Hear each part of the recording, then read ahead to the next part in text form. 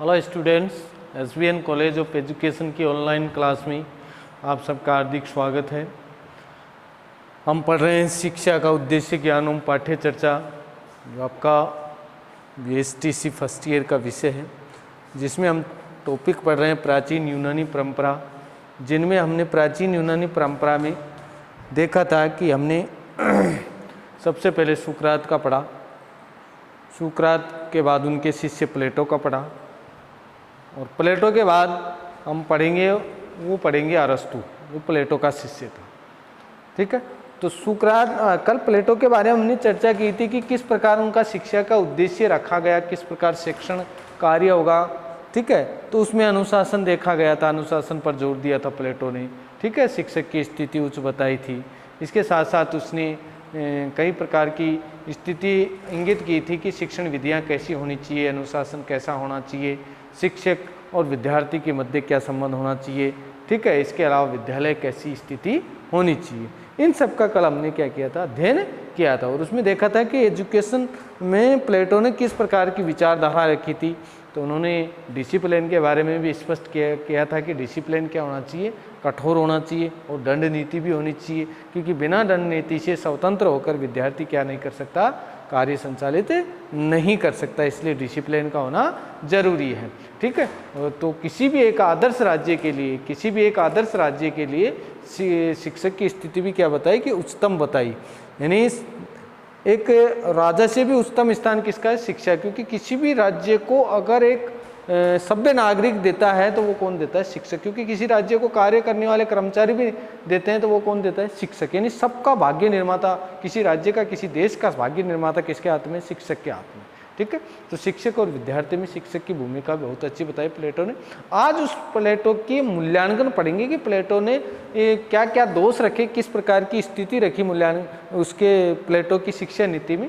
तो उस शिक्षा नीति में प्लेटो की जो शिक्षा प्रणाली थी, उस शिक्षा प्रणाली में प्लेटो की योजनाओं का मूल्यांकन करें तो योजना की मूल्यांकन में ये देखा गया है कि सबसे ज़्यादा जो शिक्षा के बारे में उनकी पुस्तक थी, ग्रंथ था रिपब्लिक, उसी में सारा शिक्षा से संबंधित कार्य संचालित किया है।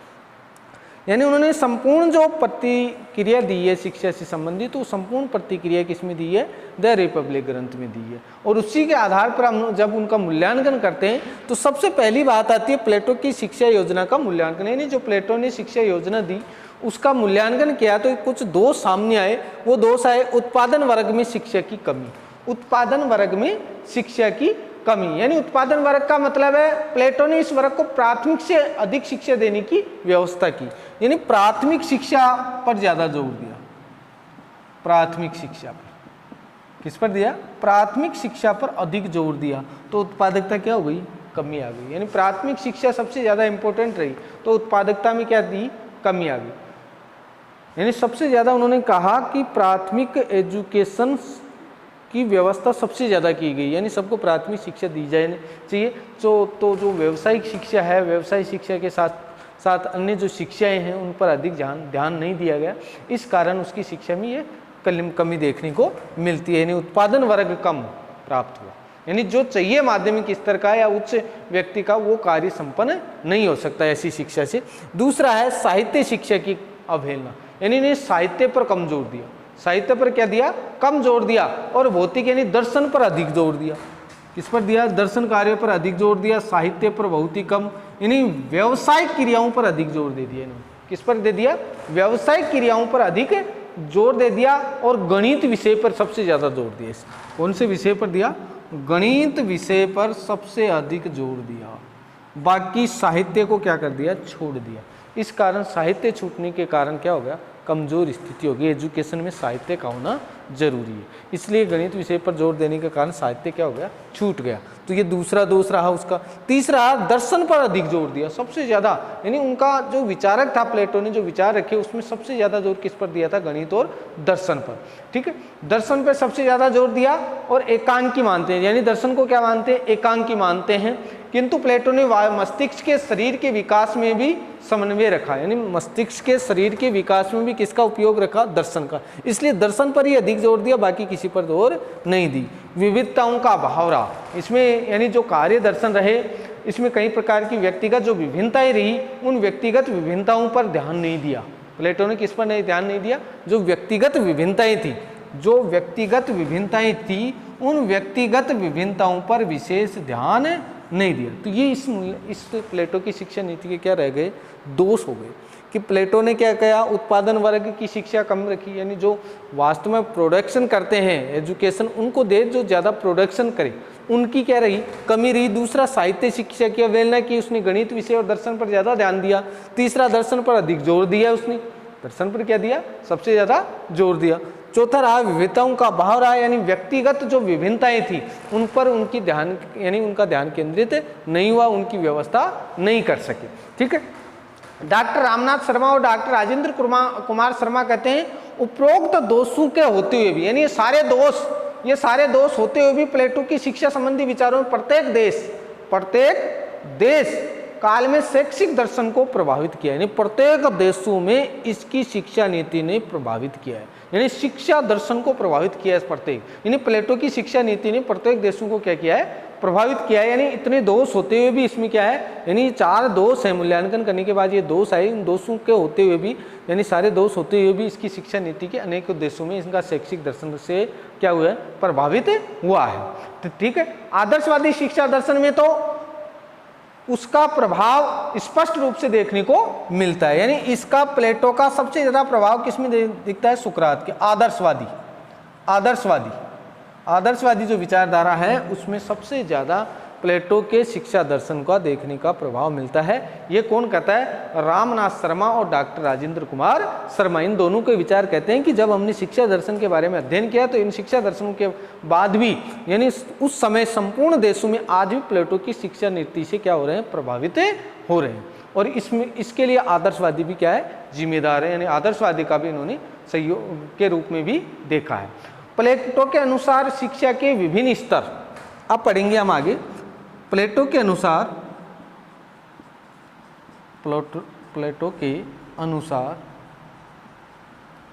शिक्षा के विभिन्न स्तर, यानी स्तर कितने भागों में शिक्षा नीति को बांटा है? तो सबसे पहला है वो है शैशवावस्था। सबसे पहला कौन सा है? शैशवकाल।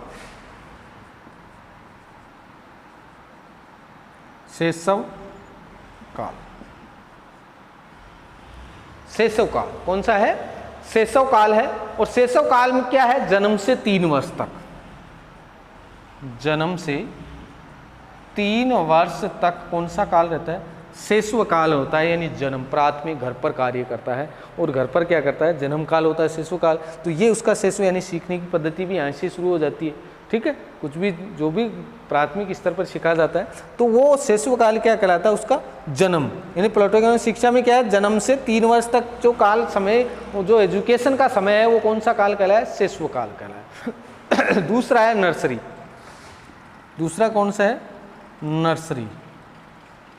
यह है 3 से 6 वर्ष, यानी 3 से 6 वर्ष तक बच्चा नर्सरी की शिक्षा ग्रहण करेगा। और 3 वर्ष तक बच्चा की अवधि शैशवकाल होती है। इस अवस्था में पुष्टि काल में भोजन खिलाना, भोजन की प्रक्रिया, भोजन को खाना, भोजन को पचाने की स्थिति, ऐसे कुछ सीखने की प्रवृत्ति रखता है। लालन पालन का कार्य और सुख सुविधाओं की परिस्थितियों के साथ गुजरता है शैशवकाल। दूसरा आता है नर्सरी काल। नर्सरी काल में 3 से 6 की अवस्था होती है। इस काल में शिक्षा प्रारंभ हो जाती है। इस काल में क्या हो जाती है? शिक्षा बच्चे की प्रारंभ हो जाती है। शिक्षा प्रारंभ हो जाती है, यानी बच्चे का एडमिशन हो जाता है स्कूल में और शिक्षा प्रारंभ कर दी जाती है नर्सरी में। ठीक है।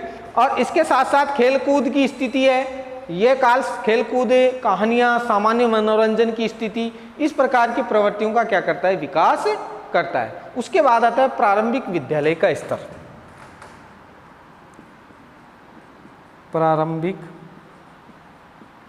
विद्यालय का स्तर।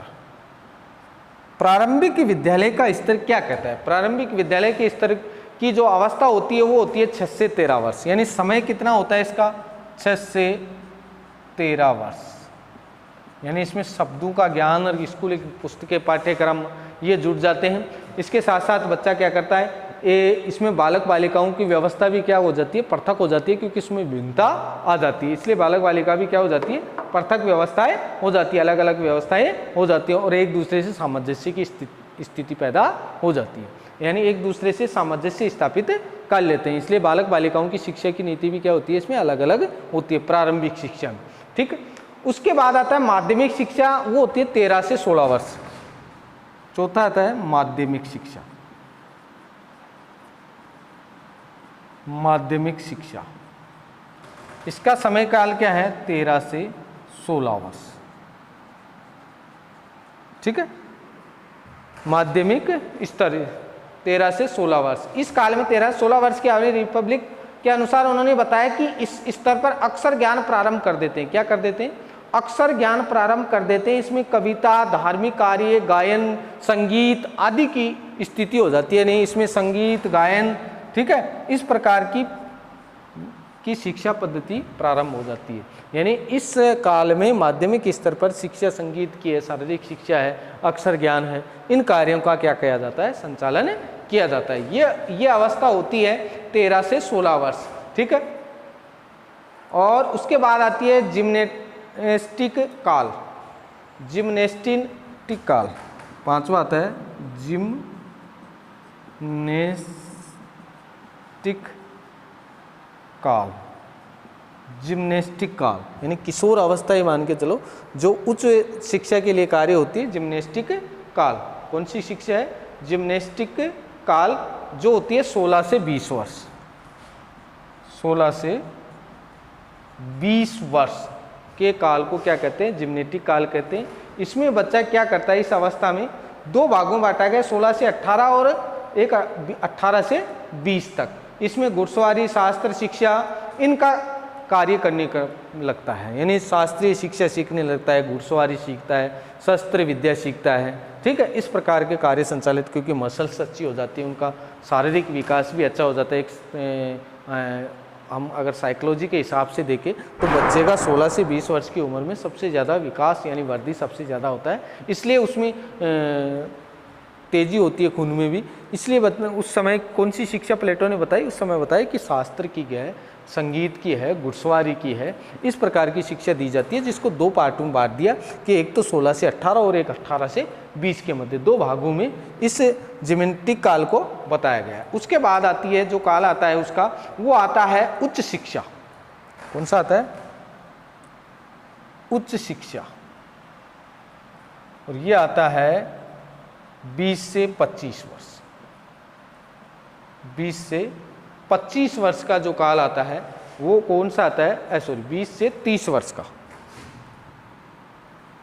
20 से 30 वर्ष का आता है, जिसमें उच्च शिक्षा का कार्य संचालित होता है। छात्रों को प्रशिक्षण दिया जाता है, किसके लिए, उच्च शिक्षा के लिए प्रशिक्षण दिया जाता है। बच्चों को उच्च शिक्षा के लिए क्या दिया जाता है, प्रशिक्षण दिया जाता है। ठीक है, उसके बाद आती है उच्चतम शिक्षा।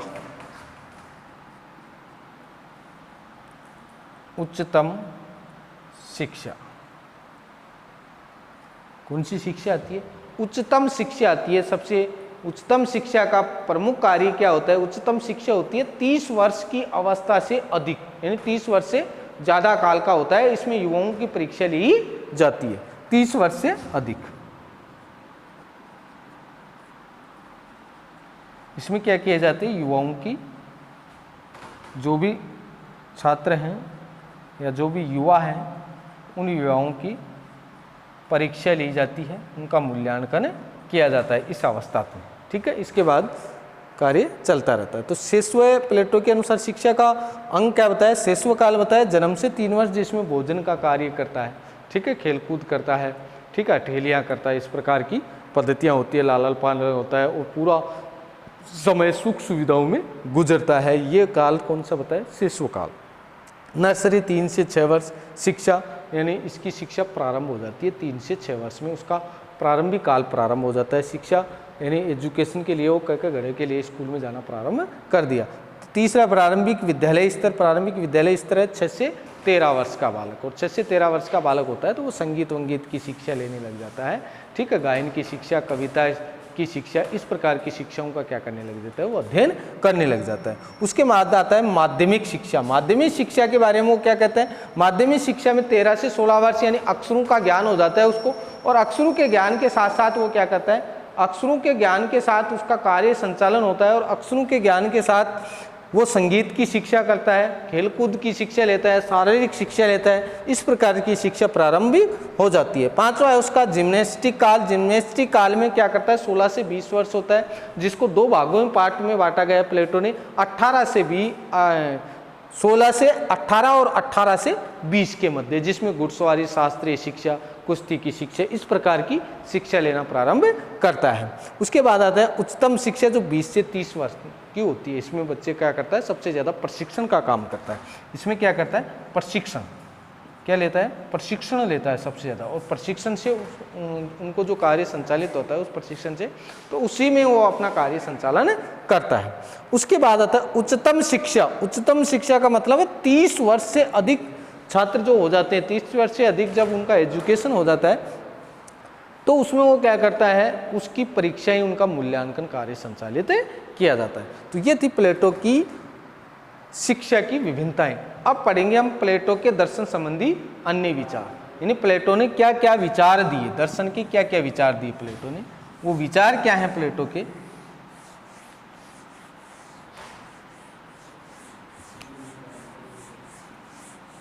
प्लेटो के विचार, शिक्षा से संबंधित प्लेटो के विचार क्या है। प्लेटो की शिक्षा संबंधी विचार, यानी प्लेटो ने शिक्षा से संबंधित कौन कौन से विचार दिए।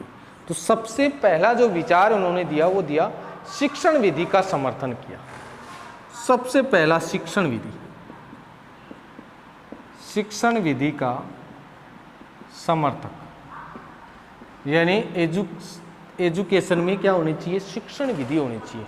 कि किसी को भी प्रशिक्षण दिया जाता है, किसी को भी शिक्षा एजुकेशन दिया जाता है, उस एजुकेशन में क्या होना जरूरी है, उस एजुकेशन में शिक्षा होना जरूरी है, यानी प्रशिक्षण होना जरूरी है, शिक्षण विधियां होना जरूरी है। यानी किसी भी विषय को अगर हम पढ़ाएं तो उस विषय के लिए हमें शिक्षण विधियों का उपयोग करना चाहिए, क्योंकि प्लेटो ने स्पष्ट किया था कि बच्चे पर प्रेशर, यानी किसी प्रकार का कार्य थोपकर एजुकेशन ना करवाया जाए। यानी काम को संचालन करने के लिए उस पर प्रेशर डालेंगे हम, तो प्रेशर से बच्चा कार्य नहीं करेगा। बच्चे को खेल खेल में एजुकेशन देनी चाहिए, इसलिए पढ़ते जितनी हो सके उन शिक्षण विधियों का क्या किया जाना चाहिए, प्रयोग किया जाना चाहिए। तो सबसे पहला विचार उनका रहा, वो रहा कि शिक्षण विधियों का क्या किया जाए, समर्थन किया जाए। उसके बाद बताया शैक्षिक प्रशासन। शैक्षिक प्रशासन, शैक्षिक प्रशासन क्या कहता है, शैक्षिक प्रशासन की व्यवस्था होनी चाहिए। शैक्षिक प्रशासन,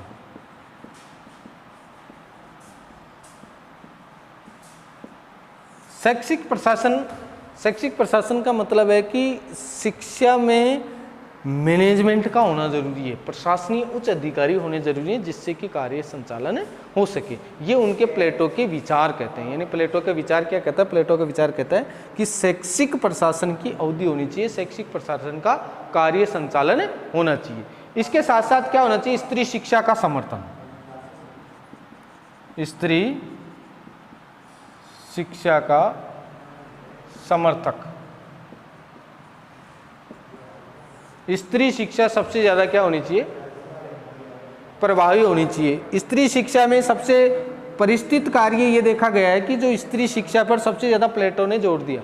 प्लेटो ने स्पष्ट किया है कि सबसे ज्यादा स्त्री को पुरुष के समान क्या देनी चाहिए, स्त्री को पुरुष के समान शिक्षा देनी चाहिए, स्त्री को पुरुष के समान शिक्षा होनी चाहिए दोनों की। ये प्लेटो का विचार कहता है। यानी प्लेटो के विचार से ये स्पष्ट होता है कि जो एजुकेशन है वो स्त्री और पुरुषों को क्या दिया जाना चाहिए, समान दिया जाना चाहिए। जबकि प्लेटो के विचार में ये भी स्पष्ट किया गया था कि इनको, स्त्रियों को सैनिक शिक्षा का भी क्या होना चाहिए, ज्ञान होना चाहिए, सैनिक शिक्षा का भी उनके साथ प्रभावी कार्य होना चाहिए।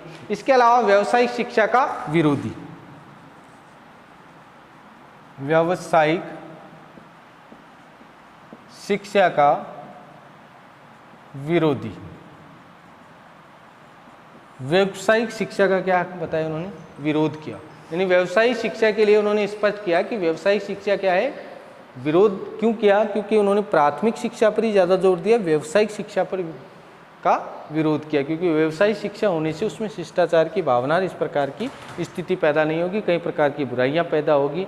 ठीक है, तो इस प्रकार से उन्होंने व्यावसायिक शिक्षा की बजाय प्राथमिक शिक्षा पर और नैतिक शिक्षा पर और दर्शन की शिक्षा पर सबसे ज़्यादा जोर दिया। तो उसके प्लेटो की शिक्षा संबंधी विचार में बताया कि शिक्षण विधियों का समर्थन होना चाहिए, शैक्षिक प्रशासन की व्यवस्था की, स्त्री शिक्षा का समर्थन किया और व्यावसायिक शिक्षा का क्या किया, विरोध किया उन्होंने। ठीक है, ये थी प्लेटो की शिक्षा के विचार या शिक्षा दर्शन, यानी प्लेटो की शैक्षिक दर्शन प्रणाली थी।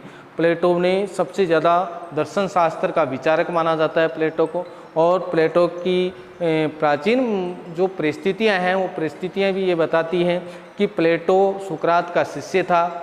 ठीक है, और इन्होंने 10 साल तक भ्रमण भी किया था। 10 साल तक भ्रमण करने के बाद उनकी मुख्य परिस्थिति जो सामने आई वो ये आई कि उन्होंने 36 ग्रंथ लिखे, और 36 ग्रंथों में सबसे इम्पोर्टेंट ग्रंथ था द रिपब्लिक और द लॉज। ठीक है, उन्हीं से शिक्षा पद्धति के बारे में पता चलता है, यानी रिपब्लिक राजनीति शास्त्र के बारे में जानकारी मिलती है, और इन्हीं शास्त्र के बारे में उन्होंने स्पष्ट किया कि शिक्षा पद्धति कैसी होनी चाहिए।